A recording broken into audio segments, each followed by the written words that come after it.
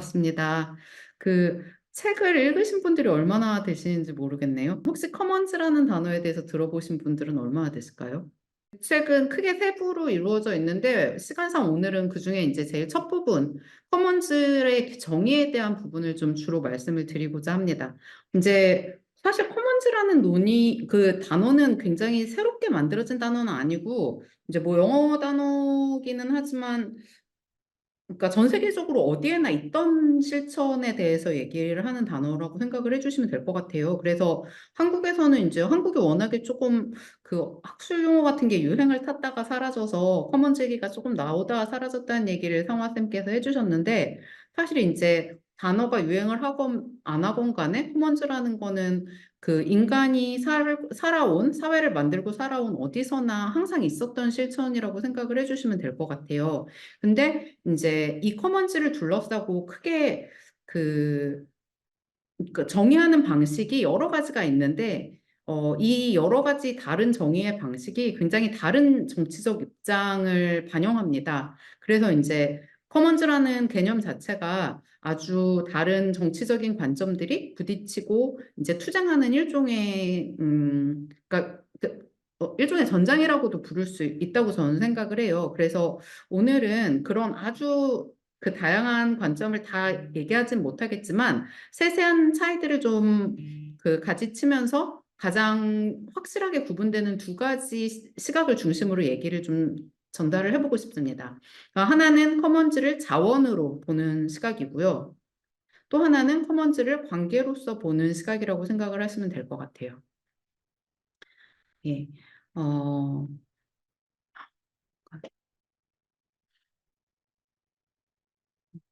아, 예. 그래서 이 이제 커먼즈라는 단어가 학계에서 주목을 받게 된 거는 1968년에 게리 타딘이라는 그 학자가 공유지의 비극이라는 논문을 발표하면서부터입니다. 사실 커먼즈라는 단어를 안 들어보신 분들도 공유지라는 단어는 다 알고 계실 텐데요. 이 커먼즈가 한국에선 처음으로 공유지로 번역이 됐었거든요. 근데 이제 이 공유지의 비극이라는 얘기는 꽤 유명해요. 한국에서 논술 문제로도 엄청 출제가 됐었던 걸로 알고 있어요. 이제 공유지라는 거는 누구나 다 접근할 수 있는 땅인데 이제 하디는 이렇게 얘기를 하는 거죠. 만약에 목초지가 있다고 생각을 해봐라. 이거를 아무나 들어올 수 있게 하면 거기에 마을 사람들 누구나 다 자기 양이나 소를 더 많이 집어넣을 거 아니냐? 그러면 그건 결국 목초지가 감당할 수 있는 짐승 수를 초과하기 때문에 목초지는 황폐화될 거다. 그렇기 때문에 목초지는 반드시 그 국유화해서 전체적으로 관리하든지 아니면 개개인이 사유화해야 된다. 그게 목초지를 그 보호하는 유일한 방법이라고 하디는 얘기를 합니다. 이 얘기가 이제 1968년도에 제기가 되면서 사실 이때가 이제 냉전 시기잖아요. 그러니까 하디는 공유지는 불가능하다. 사유화하거나 국유화하는 수밖에 없다고 했는데 이 국유화는 이제 그 당시에 사람들이 생각할 때 그 소련이라든지 뭐 이런 공산주의, 현실 공산주의를 생각할 수밖에 없었던 거고 당연히 이거는 해결책이 아니죠. 그러니까 공유지는 불가능하고 사유화하는 게 유일한 답이 됩니다. 그러면서 실제로 이 이론이 그 신자유주의자들이 남미라든지 이런 데서 그 자원을 엄청나게 사유화하고 시장화하는데 굉장히 이론적인 자원이 되죠. 이 얘기가 거의 30년간 커먼즈 논의를 지배를 해요. 그러다가 이 공유주의 비극 이론에 대한 제대로 된 그 경제학적인 반론이 등장한 것은 이제 1990년이 돼서입니다. 어, 그 오스트롬이 커먼즈 통치학이라는 책을 써요. 오스트롬이라는 학자가. 이게 이제 우리나라에는 아마 공유지의 비극을 넘어서 이런 제목으로 번역이 돼 있을 텐데, 그러니까 이 책으로 오스트롬은 노벨 경제학상을 받기까지 합니다. 그러니까 굉장히 주목을 많이 받았죠. 근데 오스트롬이 주장한 건 한마디로 뭐냐면 하딘의 말은 틀렸다. 공유지는 가능하다. 공유지가 망한다는 하딘의 주장은 사실이 아니다라는 거예요. 그리고 오스트롬은 실제로 뭐 스위스, 네팔, 일본, 스페인, 필리핀, 인도네시아 등등 세계 각지에 이미 아직도 존재하고 있는 작은 커먼즈들을 탐방을 하고 이 실사례들을 들어서 이거 봐라 여기 커먼즈 있잖아 이렇게 보여준 거죠. 그리고 각각의 지역에서 작은 공동체들이 공동의 자원을 어떻게 관리하는지를 분석합니다. 오스트롬의 커먼즈 논의는 그러니까 굉장히 중요한 의미를 갖습니다. 사실 뭐 2, 30년 동안 커먼즈가 불가능하다는 게 거의 주류의 관점이었는데 그거를 이제 사실이 아니라는 걸 실증적으로 증명했을 뿐만 아니라 또 오스트롬 연구의 굉장히 중요한 점은 실제로 존재하는 커먼즈들을 살펴보면서 이 커먼즈의 제도가 그러니까 커먼즈를 그 잘 유지하기 위해서는 좋은 제도가 있어야 되는데 이 제도가 어느 공동체에나 같지가 않다는 거를 드러내요. 그러니까 일본의 무슨 커먼즈에서 작동하던 원칙이 인도네시아의 어촌 커먼즈에는 적용이 안 되더라. 그러니까 커먼즈의 제도라는 건 굉장히 구체적이고 맥락 의존적이고 각각의 특이성을 갖고 있다는 걸 보여준 거죠. 근데 이제 제가 말씀드리고 싶은 것은 그럼에도 불구하고 그 오스트롬의 연구에도 굉장히 한계가 명확하게 있다는 점입니다. 오스트롬의 연구가 보여주는 한계는 뭐냐면 결국은 오스트롬이 탐방한 커먼즈들이라는 건 근대화 과정을 거쳐서 살아남은 커먼즈들이잖아요. 그러니까 사실은 작은 규모의 커먼즈들만 남아있는 거예요. 그러니까 실제 하던 커먼즈는 훨씬 더 다양한 형식이 있는데 오스트롬이 살펴본 커먼즈들은 작은 공동체가 관리하는 자원밖에 볼 수가 없었던 거죠. 게다가 오스트롬은 여기에서 이 공동체들이 어떤 제도를 그 만들었는가는 보는데 사실 오스트롬은 여기서 이 공동체들이 어떻게 생겼는가를 말해주지 않는 거죠. 공동체 어떻게 커먼즈를 관리하는 공동체가 생겼을까? 그러니까 오스트롬이 살펴본 커먼즈 논의에는 공동체와 자원은 이미 거기에 있는 것으로 상정이 돼 있어요. 게다가 그 사례들은 그러니까 자기들 내부에서는 커먼즈인데 전체적으로 자기들이 만들어내는 걸 상품으로 판다든지 하는 식으로 그러니까 그 사회 구조 안에서 전혀 그러니까 자본주의 사회에서 전혀 그러니까 갈등을 일으키지 않습니다. 체제 내 일부로 작동을 하고 있는 거죠. 게다가 제일 큰 문제는 오스트롬의 논의에는 역사적으로 존재하던 커먼즈들이 어떻게 사라졌는지가 이야기되지 않아요. 그러니까 사실 국가와 자본이라는 근대적인 체제가 커먼즈를 계속해서 그 해체해 왔는데 그런 정치 경제적인 힘에 대해서 오스트롬은 얘기를 하지 않는 거죠. 그래서 이제 이런 측면으로 봤을 때 사실 제일 큰 문제는 그 오스트롬과 하딘의 아까 얘기했던 커먼즈는 불가능하다고 얘기했던 하딘과 오스트롬의 논의가 마치 서로 반대되는 것처럼 보이지만 중요한 공통점을 가지고 있다는 점입니다. 이 두 사람의 논의에서 그 공동체, 그러니까 즉 인간이 커먼즈, 즉 자원의 관리자로서 이미 설정이 돼 있어요. 그러니까 이 논의에서 인간은 주체이고 자원은 객체인 거죠. 근데 사실은 이렇게 주체와 객체를 뚜렷하게 나누고 자연과 인간을 구분하는 사고방식이야말로 사실 커먼즈의 해체와 함께 나타난 근대적인 사고방식이거든요. 그러니까 한국에서도 이제 우리가 흔히 자연이라는 말 쓸 때 문명이랑 반대말로 사용되잖아요. 이런 의미에서 자연이라는 단어가 쓰이기 시작한 건 100년 정도밖에 되지 않습니다. 일본에서도 마찬가지예요. 메이지 시대에 서구 문명이 들어오면서부터 그 문명과 반대되는 자연이라는 단어가 쓰여요. 그 전에 한자에 자연이라는 단어가 있긴 있는데 이 자연은 문명의 반대로서의 자연이 아니라 사실 본성이라든지 원래 그러한 것 이런 의미였거든요.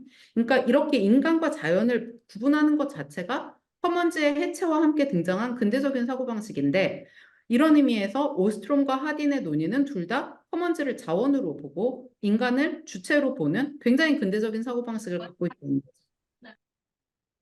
그리고 또 하나 문제는 이 두 사람의 그 커먼즈 논의에서 결국 인간은 이익을 추구합니다.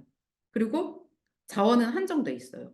그러니까 자원이 한정된 세계에서 이익을 추구하는 인간이라는 세계관이 이 두 논의가 공통적으로 갖고 있는 건데 이런 세계관 자체가 사실은 자본주의 경제학이 전제하는 세계관이거든요.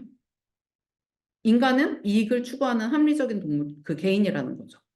그러니까 결국은 이 두 사람의 논의는 서로 다른 결론을 내지만 굉장히 공통의 사고방식을 갖고 있고 그 공통의 사고방식에서 하디는 인간은 협력하지 못한다고 얘기를 하고 오스트롬은 협력할 수도 있다. 그게 더 큰 이익을 가져온다는 걸 알게 되면 협력한다라고 얘기를 하고 있어요.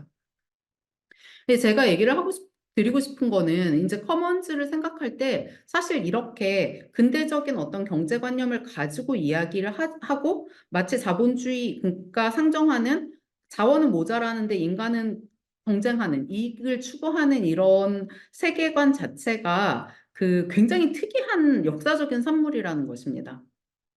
그래서 제가 이제 좋아하는 인용문인데요. 그 EBS에서 만든 다큐멘터리 중에 자본주의라는 다큐멘터리가 몇 년 전에 있었는데 굉장히 재밌어요. 그 시간이 혹시 되시는 분들은 보시면 좋을 것 같은데, 그러니까 인류의 역사 500만 년을 24시간으로 환산하면 자본주의가 출현한 시간은 마지막 4초에 불과하다. 근데 저는 이 문장 보고서는 약간 되게 그렇구나 싶었거든요. 그러니까 우리가 생각할 때 그 자본주의 근대 체제, 국가와 그 시장이 지배하는 이 사회는 그러니까 당연한 어떤 인류의 진보의 결과인 것 같고 어떤 이 이외의 다른 체제가 불가능할 것처럼 보이지만 사실은 이거 자체가 정말 만들어진 지 4초밖에 하루로 친다면 4초밖에 안 되는 아주 짧은 역사를 가지고 있는 특수한 체계라는 것이죠.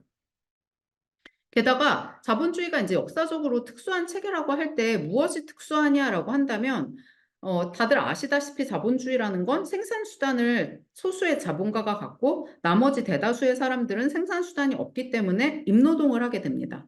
이 임노동이라는 것 자체가 역사적으로 굉장히 특이한 노동의 형식이에요. 그러니까 사람들이 자기 노동을 해서 그걸로 먹고 사는 게 아니라 노동력을 팔아서 그걸로 받은 임금을 통해서 먹고 살게 된다. 그러다 보니까 생산의 목적이 삶을 재생산하는 게 아니라 그 이윤을 만드는 게 생산의 목적이 되죠. 자본주의에서는. 근데 이 두 가지 특징이 다 커먼즈하고 굉장히 관련이 있어요.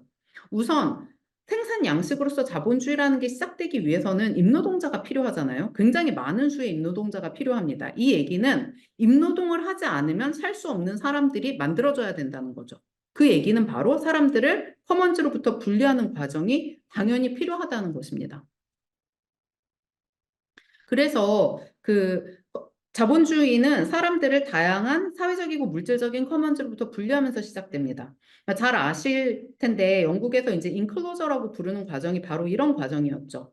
그러니까 역사학자인 피터 라인보우에 의하면 1688년만 해도 영국 토지의 4분의 1이 공유지였대요. 공유지라는 건 그때 이제 명목상으로는 왕의 소유이지만 사실은 누구나 접근할 수 있는 땅, 거기에 나는 것들을 향유할 수 있는 땅이었던 것입니다. 근데 그것이 1911년에 이르면 영국 토지의 4분의 1이었던 5%밖에 남지 않게 돼요.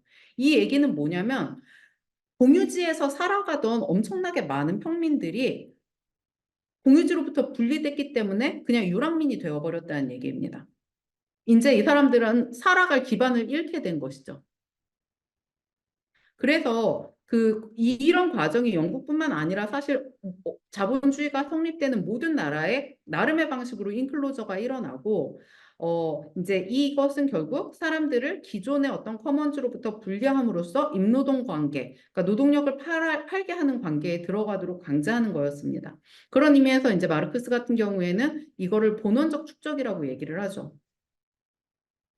그리고 폴라니는 이렇게 얘기를 해요. 그러니까 식민지 통치자는 그러니까 인클루저의 과정이 어디에나 있었다는 얘기를 하면서 식민지 통치자는 식량 부족을 인위적으로 만들어내기 위해서 사람들이 임노동을 하도록 하기 위해서 빵나무를 베어버릴 수도 있고 또 원주민들이 노동을 팔도록 강요하기 위해서 가옥세를 징수할 수도 있다. 근데 어떤 것이거나 효과는 엔클로저와 동일하다.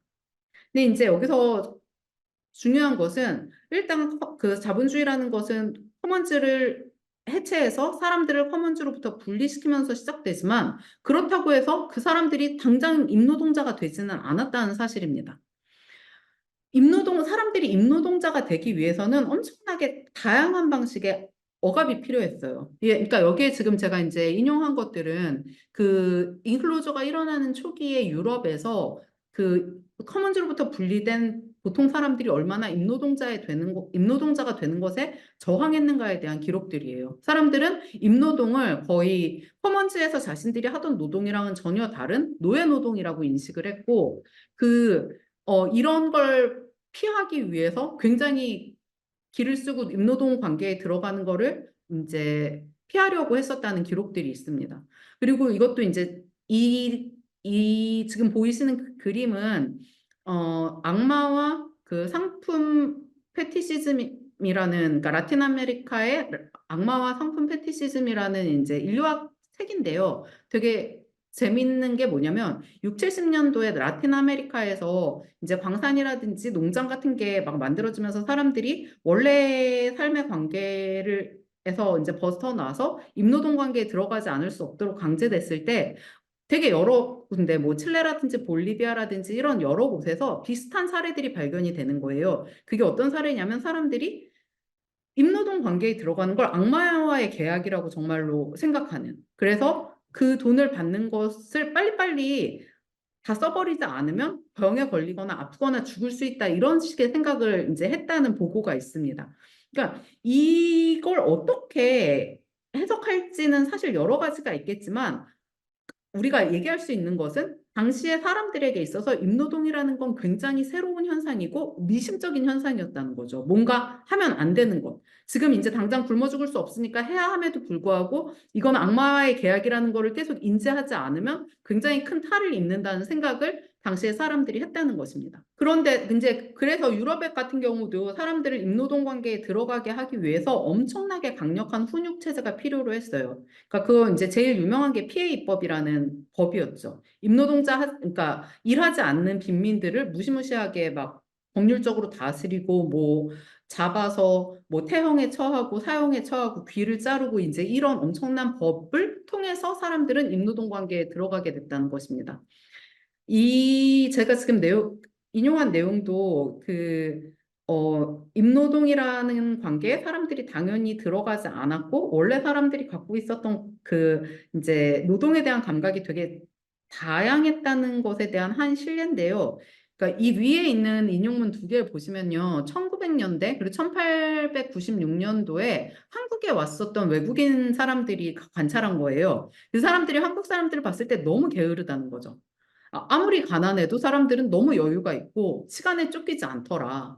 위에 있는 글은 겐테라는 독일인이 쓴 글인데 이제 겐테는 이런 한국인들의 어떤 여유로움을 굉장히 긍정적으로 봤다면 밑에 마츠바라라는 일본인 기자는 굉장히 한심하게 여깁니다. 그들은 혼자 있을 땐 잠만 자고 둘이 있으면은 농담을 하고 세 명이 있으면 오락을 하고 일반적으로 오늘만 있고 내일은 없고 생활하면서도 저축할 생각이 없다. 이 얘기는 결국 자본주의가 성립되기 이전의 사람들의 감각이 시간을 아낀다든지 부지런히 뭔가를 빨리빨리 해야 된다는 감각 자체가 한국 사람들에게도 없었다는 거잖아요.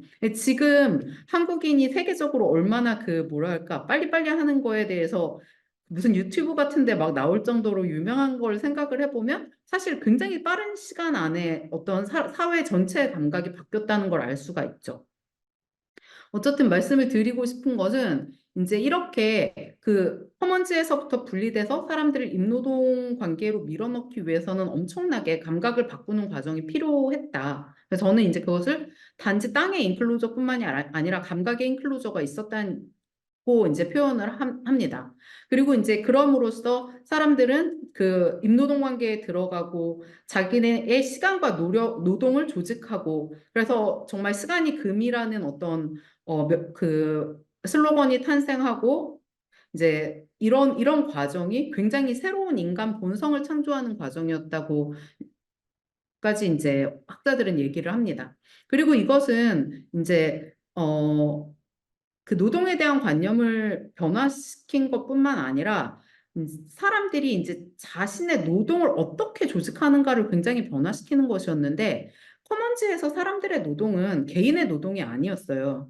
뭐 아시겠지만 주례라는 것만 생각해도 그렇잖아요. 사실 많은 노동들이 혼자 할 수 있는 것이 아니었기 때문에 언제나 같이 하는 것이라고 사람들이 감각을 하고 있었다면 이제 임노동 관계에 들어왔을 때 사람들은 자신의 노동력을 팔아서 이것은 나의 노동이고 그만큼 대가를 받는다는 굉장히 근대적인 감각이 생기게 되는 거죠. 자립적 개인이라는 감각, 그리고 또 되게 특이한 것은 내 노동력을 소유한 개인, 소유인으로서의 감각. 그러니까 무언가를 소유하고 그 소유물들을 교환하는 방식으로 사람들이 세계를 이해하기 시작합니다.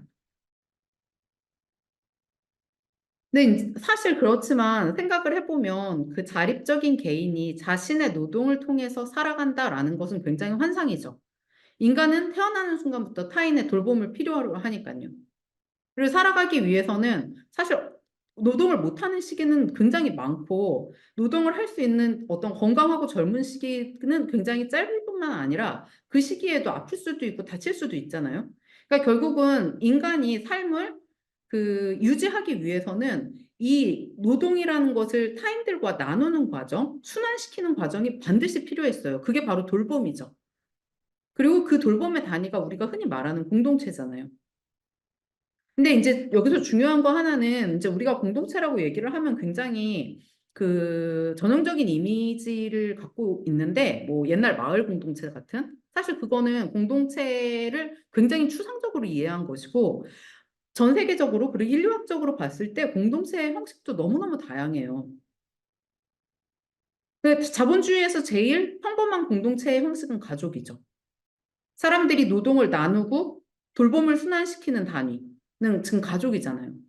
근데 그런 공동체들이 이전에는 훨씬 더 넓게, 인식론적으로도 실천적으로도 넓게 있었다면 자본주의 사회에서는 일단 개인의 노동을 통해서 살아간다는 관념이 생기고 그럼에도 불구하고 당연히 필요한 돌봄이라는 걸 아주 작은 가족이라는 영역에 가두게 되는 것이죠.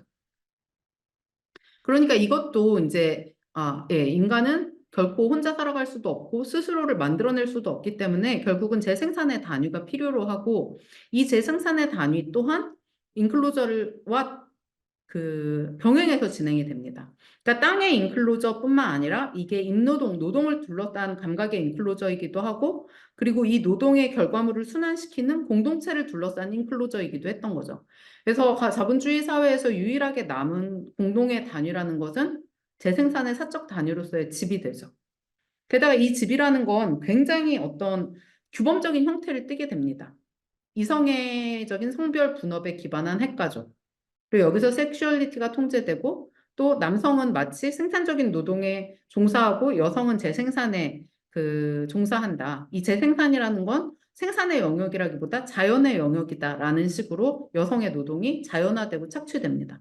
근데 이것도 되게 이상한 얘기죠. 사실 대부분의 사회에서 자본주의 이전의 사회에서 사람들의 노동은 생산과 노동, 재생산으로 구분되지 않았거든요. 근데 갑자기 자본주의 사회에서 생산은 이윤을 생산하는 사실 우리가 공동체를 꾸리고 살아가는 거랑은 무관한 영역이 어떤 공식적인 생산의 영역으로 자리 잡고 그 외의 것들은 재생산의 영역이 되는 것이죠. 그래서 이제 저는 이런 어떤 인클로저의 과정을 이렇게 이해를 합니다. 그러니까 요약을 해보자면 인간은 결코 혼자 살 수 없어요. 그죠? 그러니까 태어나는 순간부터 타자의 존재를 필요로 하고 이 타자의 존재는 사실 우리를 죽일 수도 있고 살릴 수도 있는 굉장히 그러니까 우리의 삶 자체가 굉장히 존재적으로 취약합니다. 위태롭습니다. 이것을 이제 생의 본질적인 위태로움이라고 얘기할 수 있을 텐데요. 이 위태로움, 사람이 혼자 살아갈 수 없다는 위태로움이야말로 사실은 커먼즈의 존재론적이고 윤리적인 조건입니다. 커먼즈가 자본주의 이전까지 모든 사회에서 인류가 자신들을 재생산해온 가장 공통의 방식이었다는 것은 이런 존재론적인 취약성 때문이기도 합니다. 그런데 자본주의는 이런 존재론적인 위태로움을 굉장히 재조직하면서 만들어지게 되죠. 사람들은 커먼즈에서 분리됨으로써 자신의 노동력을 팔아서 살아가야 하게 되는데 그 우리가 노동력을 팔 수 있는가? 취직을 할 수 있는가라는 건 결코 보장이 되지 않아요. 그렇기 때문에 삶은 굉장히 불안정한 것이 되고 맙니다. 그리고 불안정성을 나눌 수 있는 단위가 가족이라는 아주 작은 영역으로 축소돼 버리는 거죠.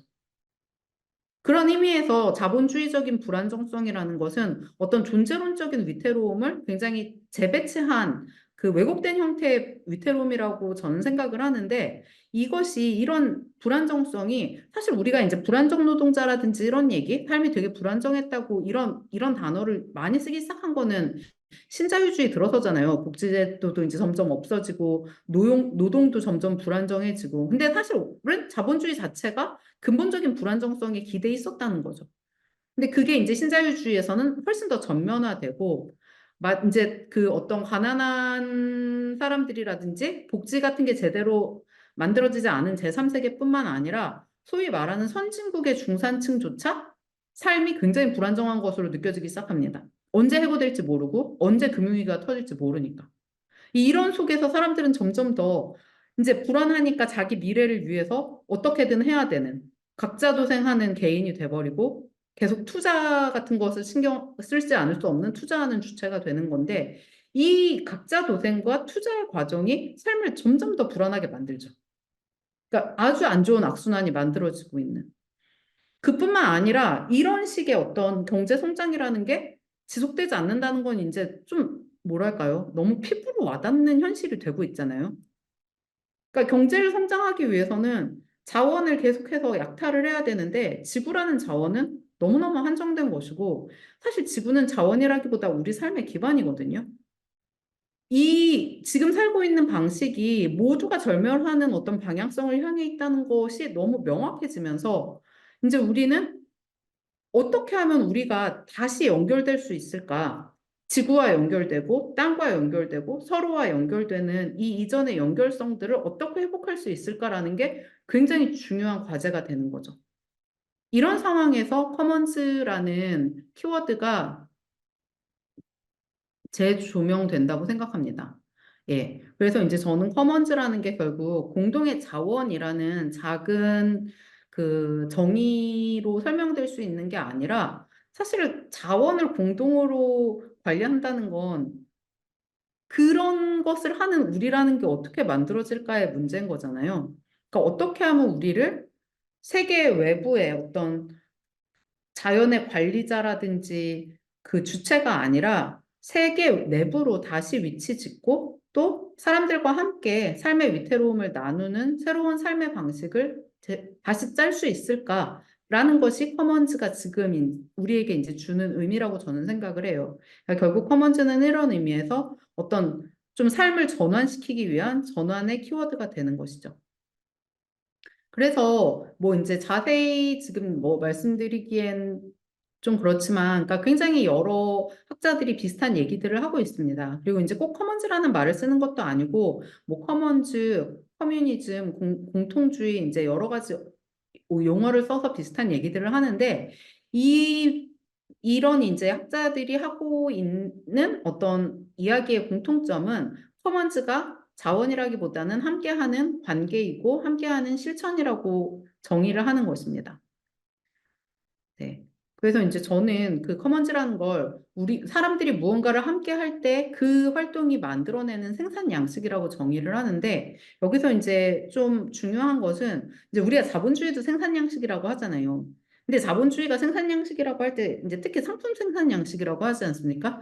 상품 생산 양식이라고 하면 마치 상품을 생산하는 생산 양식처럼 딱 떠오르는데 아니죠. 자본주의가 생산하는 건 뭐냐면 상품 관계를 통해서 살아가는 사람들의 관계를 생산하는 거죠. 모든 생산 양식이라는 건 사람들이 살아가기 위한 양식이고 자본주의라는 건 사람들이 살아가기 위해서 상품을 생산하고 상품을 교환하는. 그러니까 상품 생산을 통해서 살아가는 양식이 자본주의라면 커먼즈는 그와 다른 방식의 생산 양식입니다. 그리고 이제 제가 되게 좋아하는 인류학자인데 데이비드 그레이버라는 인류학자는 이를 두고서 모든 생산 양식, 자본주의를 포함한 모든 생산 양식은 결국 사람들을 생산하는 사람의 생산 양식, 주체성의 생산 양식이라고 얘기를 해요. 이 얘기는 뭐냐면 사실 생산 양식이 다를 때 사람들은 굉장히 세계를 다르게 이해한다는 거죠. 지금 시간이 좀 없으니까 예, 그 조금 넘어가서 하나만 말씀드릴게요. 이제 이 책이 제가 중학교 때 봤던 되게 재밌게 봤었던 책인데 나중에 이제 기억을 해보니까 이 책이야말로 약간 굉장히 그 서구 사회를 인류학적으로 본 책이었던 것 같아요. 1920년대쯤에 그 선교사들이 남태평양에 있는 어떤 섬에 방문해서 그 섬의 한 추장을 데리고 유럽으로 선교 여행을 갔나 봐요. 근데 이제 이때 유럽에 다녀온 투얏이라는 추장이 자기네 부족 사람들한테 자기가 유럽에서 보고 온 거에 대한 이제 연설을 한 연설집입니다. 이 투이아비는 백인들을 빠빠라기라고 불렀는데 이 백인들이 너무 이상하다는 거죠. 이 사람들의 생활 방식이. 이렇게 얘기를 해요. 빠빠라기는 아주 이상하고 비뚤어진 사고방식을 갖고 있다. 그는 무엇을 볼 때마다 그게 자기에게 무슨 이득을 주는지에 대해서만 생각한다. 근데 이게 어떤 의미에서 그 아까 하딘이 얘기한 혹은 자유주의 경제학이 얘기하는 이익을 추구하는 개인이라는 것을 뻔뻔하기가 보고 온 거잖아요. 근데 우리가 생각할 때 너무 당연한 게 그 투야비의 눈에서는 너무 이상하고 귀괴한 것이죠. 이 얘기는 뭐냐면 무엇이 옳고 그르냐의 문제가 아니라 어떤 관계 속에서 살았냐에 따라서 완전히 다른 감각을 사람들이 갖게 된다는 거예요. 다른 합리성. 그러니까 투야비가 볼 때 백인들의 삶의 방식은 너무 비합리적인 거죠. 네, 그렇게 생각했을 때 이 커먼즈와 자본주의는 둘 다 사람들 그 특정한 방식으로 세계를 생각하는 사람들을 생산하는 생산 양식이라고 볼 수 있을 텐데 이제 커먼즈적인 생산 양식에서 사람들은 자연을 자신들이 팔거나 이용할 수 있는 자원이라고 생각하는 게 아니라 자신들이 그 안에 속한 것이라고 생각을 합니다. 되게 유명한 구절이죠. 여기 밑에 있는 그 유럽인들이 아메리카 대륙에 들어가서 그 워싱턴 대통령인가 그때 이제 대표가 시애틀 추장에게 그 땅을 팔라고 했더니 시애틀 추장이 이제 답한 내용. 그대들은 어떻게 저 하늘이나 땅에 온기를 사고 팔 수 있는가? 우리로서는 이상한 생각이다. 공기의 신선함과 반짝이는 물은 우리가 그걸 소유하지도 않는데 어떻게 살 수 있다는 말인가? 그러니까 이 사람들이 볼 때 자연은 어떤 대상이 아니라 자신들이 속해 있는 자신들보다 더 거대한 무엇이기 때문에 이것을 판다는 건 이해를 할 수가 없는 일입니다. 굉장히 다른 방식의 사고방식을 갖게 되는 것이죠. 그래서 이제 이렇게 봤을 때 이런 식의 사고방식이 사실 근데 중요한 것은 굉장히 특이한 게 아니라 사람들이 무언가를 같이 하면서 사회를 만들어낸 기본적인 조직 방식이었다는 게 중요한 것 같아요. 그래서 이제 이런 식으로 말을 해요. 학자들은 커먼즈 혹은 공통적인 것이라고도 얘기를 하는데 커먼즈는 결국 너와 내가 뭔가를 함께 만드는 행위다. 근데 이게 생명의 기본적인 활동이라는 거예요. 세포가 어떻게 진화를 해왔는가 보면 항상 무언가 함께 공통체를 만들더라. 그리고 신진대사가 그런 거죠. 그 내가 갖고 있는 것과 저것이 갖고 있는 게 섞이고 다시 나누어지는 이런 어떤 공통의 활동, 서로 다른 것들이 섞이고 나뉘는 활동이야말로 생명의 활동 그 자체다. 그래서 커먼즈는 생명의 활동입니다. 그리고 이제 이 신진대사라는 걸 생각할 때 사실 사람들이 노동을 하는 것도 결국은 신진대사잖아요. 근데 마르크스는 노동이 인간과 자연 사이의 신진대사라고 얘기를 했는데 우리가 땅이랑 노동을 하면서 결국은 그 신진대사 속에서 자연 환경이 인간과 섞입니다. 지금 이 사진을 보시면 인간의 노동과 자연 환경이 어떻게 섞이는지 너무나 잘 보여주죠. 이걸 문명이라고 얘기하거나 환경이라고 얘기할 수 없는 어떤 지표면이 새롭게 신진대사를 통해서 구성된 거잖아요. 이제 이런 것들, 그러니까 결국은 커먼즈가 생명의 활동이고 그것이 무언가가 같이 하는 활동이라면 이런 집합적인 노동은 항상 우리가 소위 공유지라고 말하는 것들을 구성해 왔다. 물질적인 공유지, 품앗이나 두레 같은 사회적인 관습들, 그리고 그 속에서 사람들이 갖게 되는 심성들, 이런 것까지가 전부 다 커먼즈라고 얘기를 할 수 있습니다. 네, 그래서 세 가지를 강조할 수 있는데, 이제 이런 커먼즈로서의 노동은 생산과 재생산을 분리하지 않고요. 주체와 객체를 나누지 않습니다. 노동은 언제나 환경과 섞이는 환경의 일부입니다. 둘째로 이런 커머닝의 활동은 내가 이만큼 했으니까 이만큼 가져갈게라는 등가 교환이 아니라 우리가 함께 뭔가를 만들 때 일어나는 일들. 조금 더 같이 집을 짓는다고 생각을 해보면 좀 더 힘이 센 사람이 좀 더 위에 올라가고 좀 더 많은 걸 짊어지잖아요. 그리고서 나서 야 내가 더 많이 일했으니까 내가 얼마 지분 갖고 갈 거야 라고 하지 않는 능력에 따라서 생산하고 필요에 따라서 나누는 어떤 자연스러운 이거를 이제 이 공산주의라는 말은 여러분들이 이제 익숙한 현실 공산주의 체제랑은 정말 다른 인류학자 데이빗 그레이버가 표현한 일상의 공산주의를 얘기를 하는데 그냥 정말 자연스럽게 부모가 아이에게 필요한 걸 해주고 그 몫을 계산하지 않는 것처럼 가족들 사이에서 내가 얼만큼 했으니까 네가 얼만큼 내놔라라고 얘기하지 않는 것처럼 능력에 따라서 생산하고 필요에 따라 나누는 거야말로 사실은 가장 기본적인 인간관계에서 벌어지는 일이다. 우리가 여전히 친한 친구와 가족들과 하는 관계죠. 근데 이런 커먼즈의 관계에서는 이런 관계가 훨씬 넓게 짜여졌다면 자본주의 세계에서는 능력에 따라서 나누고 능력에 따라서 함께 생산하고 필요에 따라 나누는 관계가 굉장히 줄어든 거죠. 가족과 아주 친한 친구 정도로. 그리고 마지막으로 커먼즈는 어떤 보편적인 모양을 갖지 않습니다. 왜냐하면 굉장히 그 환경에 구체적으로 엮여 있는 것들이기 때문입니다. 동시에 이러한 커먼즈들은 사람들이 그 권력에 대항할 수 있는 기반이 되었습니다. 물론 이제 커먼즈 안에도 되게 문제들이 많이 있어요. 여러분들 알고 계시다시피 뭐 가부장제라든지 위계적인 커먼즈, 굉장히 폐쇄적인 커먼즈들도 있습니다. 근데 그렇지 않은 커먼즈들도 되게 많아요. 그렇기 때문에 이제 어떤 커먼즈 내부의 폭력에 대한 인지는 분명히 필요한데, 그럼에도 불구하고 사람들이 커먼즈에 넓게 그 뿌리내리고 있었을 때 민중들은 권력층에 대항할 수 있었다는 거죠. 왜냐하면 자기들이 살아갈 수 있는 기반이 있기 때문에. 그래서 이제 방금 말씀드린 것처럼 커먼즈가 그 자체로 해방적이거나 반자본주의적인 것은 아닙니다. 그럼에도 불구하고 이제 그 커먼즈 그리고 이제 특히 지금도 예를 들어 가족이라든지 아까 얘기한 어떤 그 상품 커먼즈라든지 여러 빗장 공동체들이 보여주듯이 내부에서는 공산주의적인 관계를 만들고 있지만 외부와 자본주의 안에서 자본주의 일부로 기능하기도 쉽고 그렇기 때문에 사실 지금 커먼즈, 공동체, 공유경제, 사회적 경제, 협동, 돌봄 경제 이런 말들을 이제 시장이라든지 관공서에서도 쓰고 있는 것이죠. 그렇기 때문에 저는 이제 커먼즈의 두 가지 층위를 구분을 해야 된다고 생각을 하는데 하나는 커먼즈가 우리가 무언가를 함께 하는 활동 속에서 언제나 늘 사실은 만들어지는 것이라는 사실입니다. 그러니까 커먼즈는 어떤 유토피아라든지 뭐 굉장히 선한 것이 아니라 사실은 누군가가 무언가를 할 때 계속해서 만들어지는 그러니까 우리가 그냥 대화를 할 때도 내가 원래 생각하고 있었던 거랑 저 사람이 원래 생각했던 게 있는데 대화를 하다 보면 새로운 생각들이 떠오르잖아요. 그 사이에서.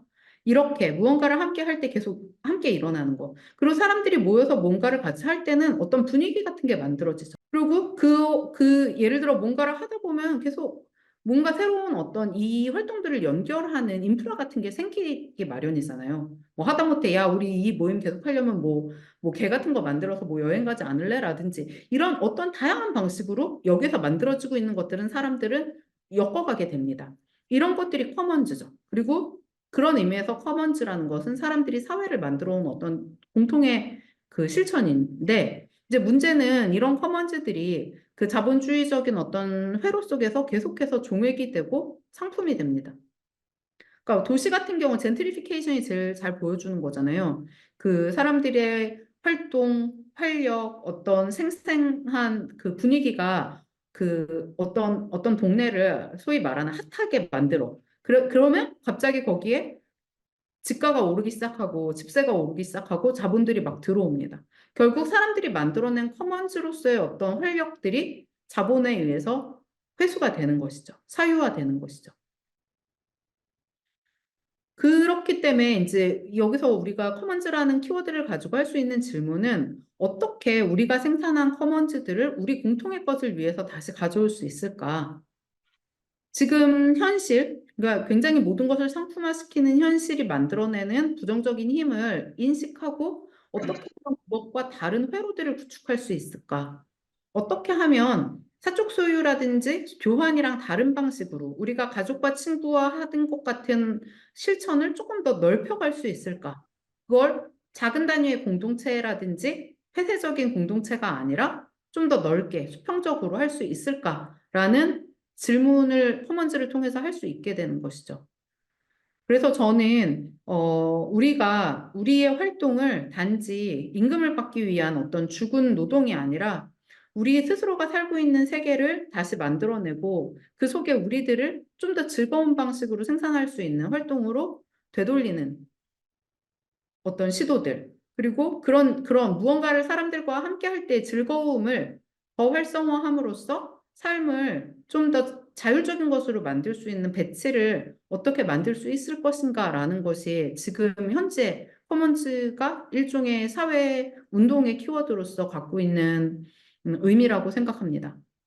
저는 이제 일단 제일 중요한 거는 그냥 커먼즈가 우선은 좀 자연스럽게, 그러니까 뭔가를 시장에서 교환을 한다거나 아니면 국가가 어떤 식으로 사람들을 통제한다거나 이런 거랑 좀 다르게 그냥 자생적으로 막 만들어지는 거라는 게 제일 중요한 것 같아요. 그래서 이제 이거는 그 베네수엘라의 한 사례인데, 어, 베네수엘라의 수도인 카라카스에 뭐 무슨 정말 무슨 100억 달러인가 어쩌도 엄청난 예산 그 돈을 들여갖고 현 그 엄청난 타워 맨션이 들어서요.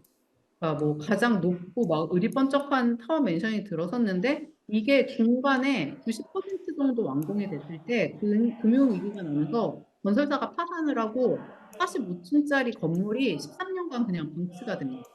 근데 그 방치가 되던 어떤 와중에 2007년도에 이 카라카스에 크게 홍수가 나면서 그 근처에 있는 산 중턱에 그 술렁다리가 하나가 파괴가 되면서 사람들이 그 비가 막 오던 밤에 여기에 다 들어와서 이걸 점거를 해버린 거예요. 근데 점거를 하고 나서 사람들이 뭐 정말 이렇게 완공되지 않은 채 버려진 건물을 자기들이 그냥 진짜 한 700가구 30명 정도가 거기에서 그 건물을 계속해서 보수를 하면서 뭐 위험하니까 외벽도 만들고 통로도 만들고 엘리베이터 같은 거, 리프트 같은 거 자기들이 설치하고 하면서 건물들을 엄청나게 그 진화를 시킵니다. 그리고 그 안에서 자기들끼리 그 공간들을 나누고 살아가는 어떤 자율적인 어떤 자치기구를 만들고 그게 이제 이후에는 심지어 그 자율 공동체로서 협동조합을 만들어서 거주권을 획득하기 위한 노력들을 하게 돼요.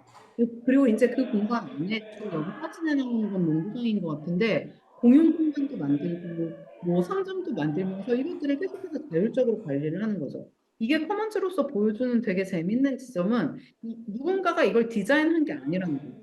사람들이 뭔가를 모여서 같이 살기 시작할 때 자연스럽게 만들어지는 굉장히 재밌는 사례고 멋진 사진, 그러니까 사진들을 보면 그래서 이제 나중에 건축가들이 이거를 이제 막 조명을 해서 어떤 굉장히 뭐라 그럴까요? 그 자생적인 건축의 사례, 그 즉합적이고 자생적인 건축의 사례로서 이제 얘기를 하는데 정말 커먼즈의 사례인 것이죠.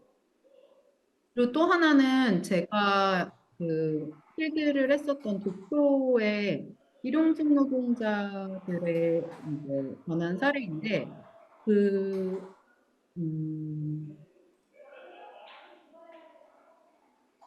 이제 일본 같은 경우는 80년대 말에 그 버블 경제가 붕괴되기 전까지만 해도 거의 무슨 중산층 복지국가 이런 걸로 잘 알려져 있었잖아요. 근데 사실 거기에서 완전히 배제된 존재들이 있었어요. 그게 이제 그 일본 전후의 도시화를 다 온몸으로 떠맡은 일용직 노동자, 건설 노동자들입니다. 이 건설 노동자들 같은 경우에 그 60년대, 70년대 도시화에서 가장 싼 임금으로 이제 노동을 했지만 사회에서는 완전히 배제돼 있었는데 거의 이제 그 배제의 가장 심각한 형태가 뭐였냐면 일본은 50년대부터 보편적 복지라고 해서 생활보호가 모두에게 제공이 돼요. 국민 모두나 생활보호를 받을 수 있는 가난한 국민들은 생활보호를 받을 수 있다고 돼 있는데 이 일용직 노동자들 같은 경우에 주소가 없다는 이유로 생활보호에서 배제가 돼 있었습니다.